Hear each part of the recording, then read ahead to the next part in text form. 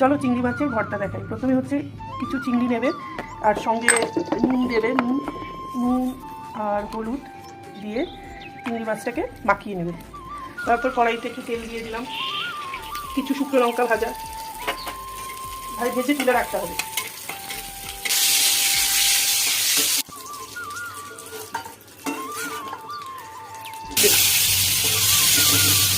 আর শুকনো লঙ্কা একসাথে মিক্সারে ব্লেন্ড করতে হবে, তার সাথে দিতে হবে পেঁয়াজ আর হচ্ছে রসুন, করে টমেটো দিয়ে দিলাম এর মধ্যে।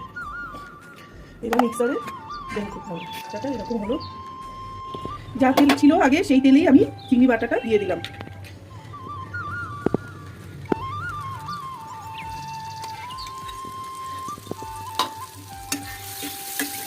নুন দেবে